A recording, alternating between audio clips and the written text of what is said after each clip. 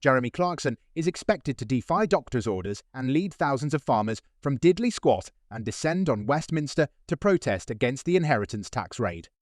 Farmers gathering for today's mass protest in London warn that things will get bad very fast if the government refuses to scrap plans for inheritance tax on farms. Thousands are set to descend on Westminster to vent their anger over what has been called the family farm death tax introduced in last month's budget. Fuming Clarkson, 64, is currently recovering from a life-saving heart operation and was ordered not to go on the march by his doctors and to avoid stress. Despite this, ET, joined by co-star Caleb Cooper, will lead two coaches of farmers from Diddley Squat to demonstrate on the hugely important issue. National Farmers Union, FLUCET, leader Tom Bradshaw will tell his members they have been stabbed in the back by Labour, after the party had wooed the rural vote in its election campaign. His comments will follow an extraordinary intervention from tech billionaire Elon Musk, who last night accused Sir Keir Starmer's administration of going full Stalin against British farmers. Sir Keir Starmer has said that he understands changes to inheritance tax are causing concern for farmers, but insisted the vast majority of farms will not be affected. Speaking at the G20 summit in Brazil on Monday, he said, on the question inheritance tax, "Look, I do understand that it's causing concern. But if you take a typical case of a couple wanting to pass a family farm down to one of their children, which would be a very typical example, with all of the thresholds in place, that's Ps 3 million before any inheritance tax is paid. And that's why I'm confident that the vast majority of farms and farmers will not be affected at all by that aspect of the budget." Clarkson told The Sea, "I will be there, along with Charlie Ireland and Cooper."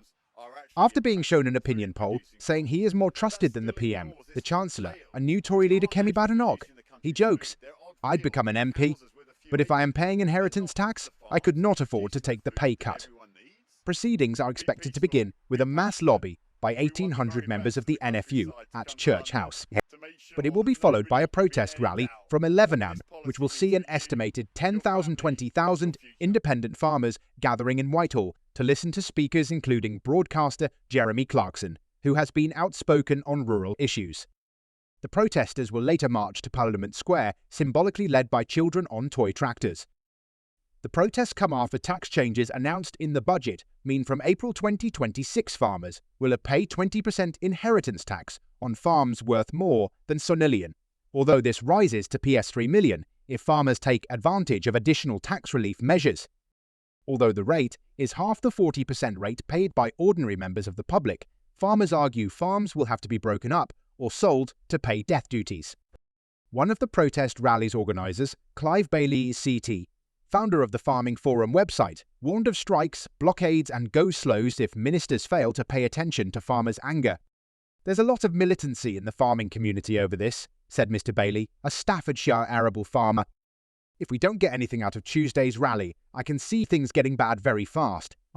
If the next generation can't afford to continue with the farming way of life, then they've got nothing to lose.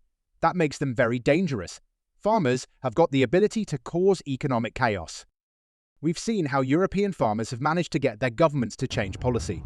Talk of a farmers' strike is really gathering momentum, and you could see blockades or go-slow protest." He added, "If farmers tip away their own milk, they're the ones who lost out the most. But if they feel they're going to go out of business, then they may go ahead anyway. But we don't want to cause disruption to the public because at the moment they're on the side of farmers." He stressed campaigners were not demanding a full U-turn, but wanted to meet ministers to discuss how to avoid the predicted crippling impact on family-owned farms. Meanwhile, NFU President Mr Bradshaw will accuse the government today of betraying farmers, with the tax changes affecting some 68% of farmers rather than a tiny minority. Mr Bradshaw will say, "I don't think I've ever seen the industry this angry, this disillusioned and this upset, and given what we've had to be angry about in recent years, that's saying something." He will intimate to launch a policy this destructive without speaking to anyone involved in farming beggars belief. And let us remember that they promised not to do this when they were wooing the rural vote. It's not only been bungled in delivery, it's also nothing short of a stab in the back. Environment Secretary Steve Reed inflamed farmers further yesterday by telling farmers to check the facts before they protest. Mr Reed said, "I know change can cause uncertainty, but if farmers check the facts, they'll see this change is fair and proportionate for everyone." The MP for Streatham and Croydon North added, a pound 40% of the value of this tax loophole has gone to just 7% of landowners. It's become the most effective way for the super rich to avoid paying their inheritance tax, and it's costing other taxpayers a whopping PS200 in a year. Gareth Jones, a Welsh farmer who has been leading calls for a strike, said he would stop supplying his sheep and cattle for a week from today. He predicted shortages of bread, milk and eggs in the coming weeks if ministers don't agree to negotiations. If Labour was supporting British agriculture, then ministers wouldn't be having to make contingency plans. He added, Starmer needs to be shown what happens if his government bites the hand that feeds it. We need to show the government that if we're not going to listen, we will turn off the taps of food production. Phil Vickery, a member of the 2003 England World Cup winning rugby team and Cornish dairy farmer, sigh, Keir Starmer is destroying the future of our farmers and their families. Downing Street has refused to be drawn into a row with Elon Musk over comments on X that Britain is going full Stalin in its approach to farmers. The businessman, who would advise Donald Trump's incoming administration, shared a screenshot of a Guardian article titled "Farmers have hoarded land for too long. Inheritance tax will bring new life to rural Britain." The billionaire's claim appears to refer to Soviet leader Joseph Stalin's forced collectivization of once privately owned farms, leading to the starvation and death of millions.